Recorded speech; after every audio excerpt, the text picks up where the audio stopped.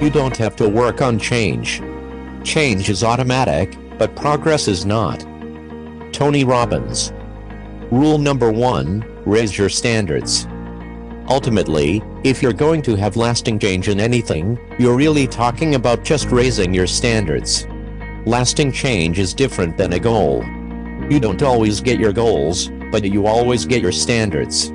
Most people have a list of shoulds. When you decide something is a must for you, an absolute must. When you cut off any other possibility, you say, I'm going to find a way, or I'm going to make the way. Human beings, when they resolve things, when they make a real resolution inside themselves, they raise the standard and make it a must. They find the way. I'd like to ask you to take a look at any place you've got a limitation and ask yourself, when did I decide to accept that limitation? You may not even see it as a limitation. You might see it as, just, that's who I am. So often in our lives, we've adapted to be a certain way, so that we don't fail or so that people will like us or respect us. It's not necessarily who we are. We live who we believe we are. Rule number 2, be truly fulfilled. You've got to separate the vehicle from the outcome.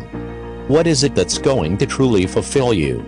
What is it that's going to give you that extraordinary life? What's going to make things magnificent, on your terms, not somebody else's terms, not your father, your mother, your background? What is that, really? Separate the vehicle. There are many ways to get to that vehicle. Sometimes you have to reevaluate what's going to really make you fulfilled. What is your gift? Are you an artist? Are you the talent that can produce something no one else produces? Are you an extraordinary entrepreneur that can take that gigantic gutload of risk, create the vision, attract the talent that you need, the managers and leaders? You may have all these abilities, but which one really fulfills you the most is going to be the critical question. We tend to want to do them all. You say, well, I can do all these. Yes, you can, but what will it do to your quality of life?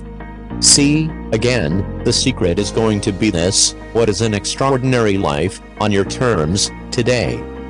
Rule number 3, progress equals happiness. Getting things is not going to make you happy. It doesn't matter what you get. All those things might excite you for the moment. Even a relationship, as magnificent as it may be, might be exciting for a while, but if you don't keep growing, that relationship isn't going to stay exciting. Progress equals happiness, and if we can make progress on a regular basis, we feel alive. That's why, at the beginning of the year, we get this thing like, okay, I could have this fresh start. I could really do what my soul desires. I could expand. I could grow. I could improve. I could change. Or maybe, better than change, I could progress. The economy is going to change, no matter what you want it to do. The weather is going to change. Relationships are going to change. Everything in life is always changing. We don't have to work on change. Change is automatic, but progress is not. If you want to make real progress, then you really have to look at your life in a different way. You have to say, I have to take control of this process and not just hope it's going to work out, like people do who make a resolution. Rule number 4, love your customer.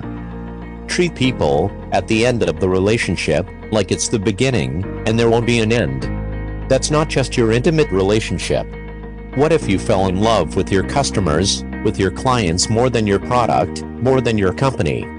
If your entire life is about meeting their needs. If you loved your customers and clients, you'd do anything. Guess what?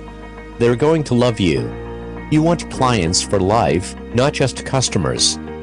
Fall in love with them. Most people love their customers and clients as long as they buy from them, do what they want, respond to them. If they don't, they go. That's the end. You want clients for life, not just customers.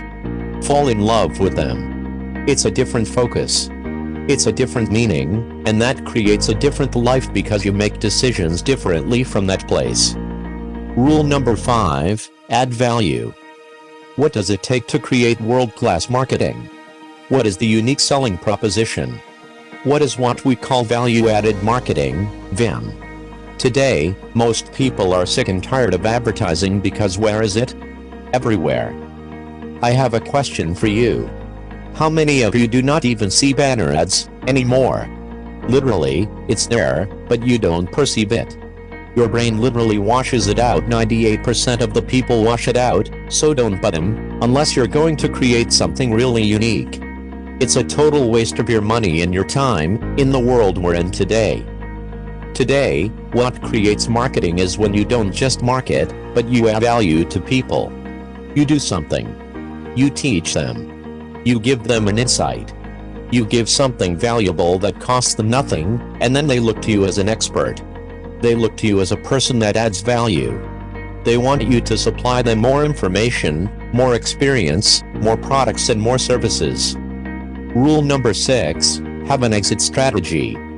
If you lend me this whole business about meeting your needs, you can run a successful business, but it'll be a job because you'll never be able to sell it. If it's just meeting your needs, it's not a system. It demands your attention, your connection. It's giving what you want. Ultimately, it's not going to give somebody else what they want, so you can't sell it. If you can't sell your business, if you don't have an exit strategy, you have a job. That doesn't mean you have to sell the business, but one of the most important decisions you make in business is, ultimately, if I was going to sell this, if I chose to, I have to know who would I sell this to. Most people don't have a clear exit strategy. They think, I'll come up with that someday. You have to start with that in mind. That has to be part of your focus, if you're going to be successful in your business. Rule number 7, be resourceful. Whenever people fail to achieve their goals, 99.9% of the time, you ask them why and they'll tell you it's because of a lack of resources. That's what all these things are. I didn't have the support. I didn't have the money. We didn't have the time. We didn't have this. We didn't have that. There is a resource that people believe is missing, and that resource belief structure then keeps people from ever being able to really lead, because what leaders do is they find a way to maximize whatever resources they have, as little as they may be. They don't believe in limited resources. Resources are interesting, but the ultimate resources are the feelings of emotion that make you resourceful. Think of it this way, resourcefulness is the ultimate resource. How many have had an idea, for example? It was a great idea. You're excited about it, and then you didn't do anything? Then, one day, there you saw it, on the shelf. You saw it somewhere. Someone stole your idea. How many have had this happen? The only difference between you and that person was not that they had more resources. They were more resourceful. Rule number 8, pay attention to the little things. Success and failure are not giant events. You don't just suddenly become successful or suddenly have this cataclysmic event that makes you fail. It may look that way, but failure comes from all the little things. It's failure to make the call. It's failure to check the books. It's failure to say I'm sorry. It's failure to push yourself to do things, physically, that you don't want to do. All those little failures, day after day, come together until, one day, some cataclysmic event happens, and you blame that. That event happened because you missed all the little stuff. Success, by the way, is not some overnight event. It's all these little things. Success is having a vision. Success is making it compelling. Success is really seeing it and feeling it, every day, with strong enough reasons. Success is feeling the sense that I'm here to grow, and I'm here to give something to the world, more than just myself. All the little stuff, that's where success comes from. In business, it comes from delivering more than anybody could imagine. All those things add up, and people go, wow. That's who I want to do business with. Rule number 9, look for leverage. Leverage is critical. You know how I get so much done?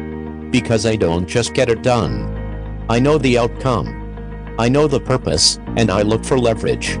Leverage is different than delegation. What's the problem with delegation? Delegation is you have all that needs to be done, so you give it to someone else.